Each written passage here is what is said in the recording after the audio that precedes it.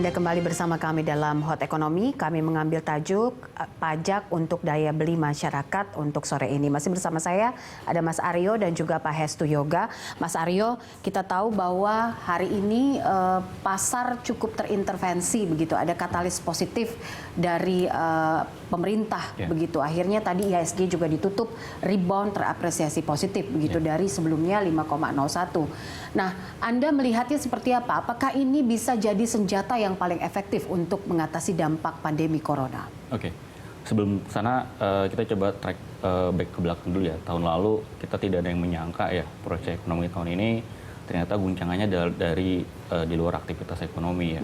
Ternyata dari aspek kesehatan dan sayangnya epicentrumnya dari Cina. Yang tadi Pak Yoga sudah menyebutkan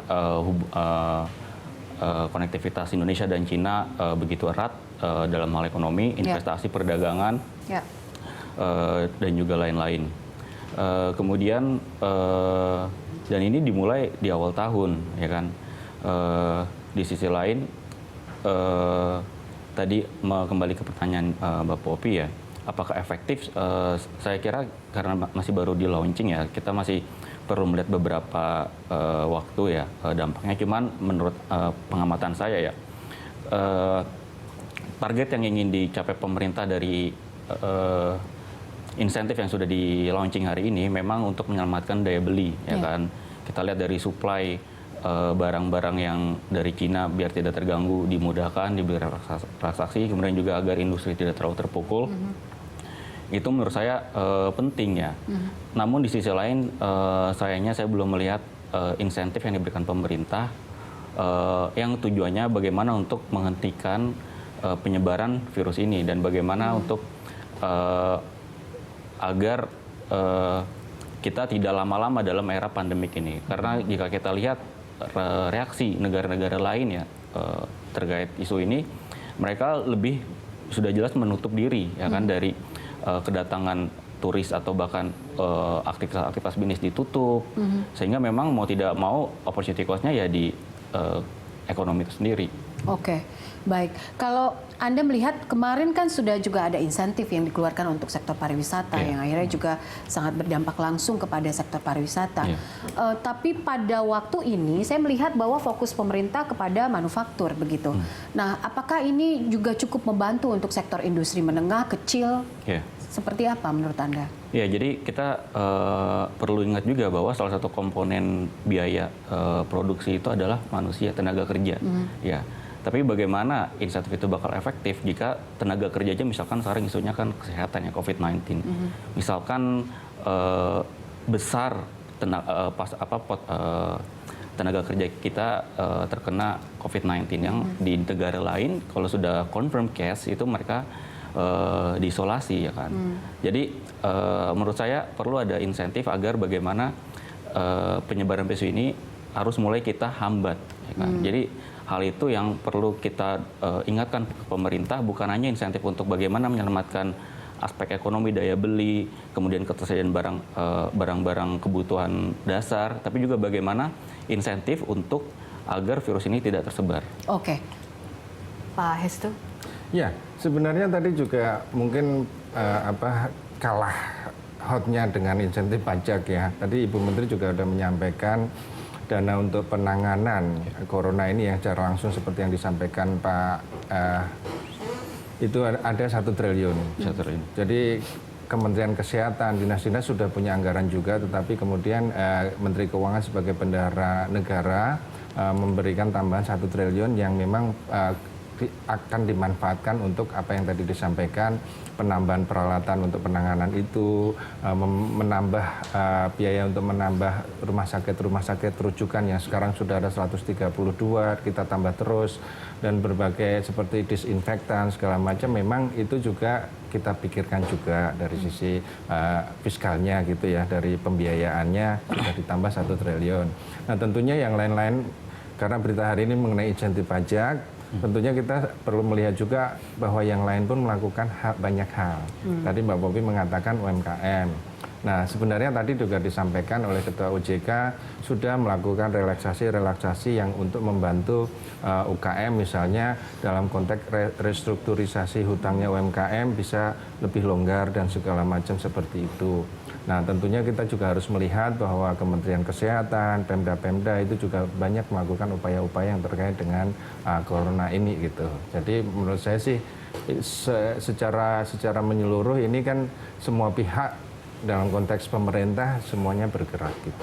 Terintegrasi begitu ya Pak ya. Oke, kita lihat bahwa ketika stimulus ini dikeluarkan artinya ada penerimaan negara yang juga berkurang begitu, sekitar 22,9 triliun gitu. Koreksi kalau saya salah. Tapi ini bagaimana caranya pemerintah mengantisipasi penerimaan negara yang turun ini? Ya, tadi juga sudah disampaikan bahwa untuk tahun ini pun pemerintah memitigasinya, Ibu Menteri memitigasinya pelebaran defisit sesuatu yang tidak terhindarkan. Di dalam APBN kita itu 1,75 dan sudah dihitung kita membuat space bahwa kemungkinan defisitnya tidak 1,75 tetapi 2,5. Artinya ada dana, bukan dana ya, kemungkinan bahwa penurunan pajak itu sudah diperhitungkan di situ, mungkin ada tambahan dana untuk stimulus ini 125 triliun. Jadi space defisitnya kita sudah lebarkan. Nah, memang penerimaan pajak yang dari stimulus ini punya dampak pengurangan pasti kan, tetapi juga kita dari Direktorat Jenderal Pajak juga menyiapkan upaya-upaya supaya penerimaan pajaknya tetap bisa naik gitu. Oke. Baik, untuk menyelamatkan pertumbuhan ekonomi, apa yang dilakukan oleh Ditjen Pajak, menurut Anda apakah ini cukup efektif sampai saat ini? Iya, kembali tadi statement saya di awal ya, kita perlu melihat ke depan ya. Kemudian tadi sudah disampaikan juga insentif yang sudah disediakan oleh Menteri Keuangan sekitar 1 triliun untuk mengatasi penyebaran virus ini. Cuman saya rasa itu harus ada tindakan yang cepat ya, karena jika kita lihat negara-negara lain itu begitu tegas ini, kita udah sekitar 2-3 hari di epidemik dari WHO, kita baru launching beragam insentif, tapi sayangnya langkah konkretnya itu belum jelas. Misalkan boleh nggak saya simpulkan bahwa menurut Anda yang paling penting saat ini adalah bagaimana menemukan cara yang konkret untuk menghindarkan penyebaran yang begitu luas begitu daripada insentif? Ya, saya rasa prioritas pertama adalah bagaimana virus ini tidak tersebar lebih banyak karena belum ditemukan vaksinnya. Kemudian yang kedua, bagaimana untuk mengurangi dampaknya ke ekonomi adalah mengurangi penyebaran virus ini ke masyarakat luas, karena tadi saya bilang salah satu faktor tenaga kerja adalah faktor produksi adalah tenaga kerja.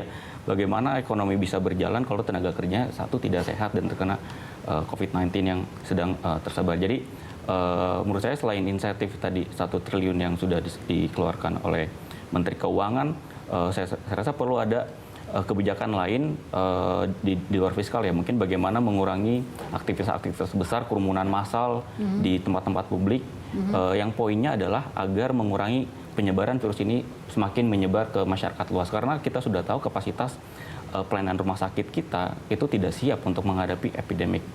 Akhir tahun lalu World Economic Forum pernah melakukan simulasi ya, jika ada epidemik, bukan cuma di Indonesia sebenarnya, bahkan dunia pun, fasilitas kesehatan di dunia pun tidak siap sebenarnya jika ada epidemik. Jadi menurut saya prioritas pertama yang harus dilakukan oleh pemerintah adalah mengurangi penyebaran virus, kemudian adalah bagaimana mengatasi masyarakat yang sudah terkena atau suspected virus COVID-19. Baik, nanti kita akan lanjutkan dan kita akan minta pendapat pengusaha begitu ya, terkait juga dengan apa yang diharapkan di tengah badai corona ini. Pemirsa tetaplah bersama kami dalam Hot Economy.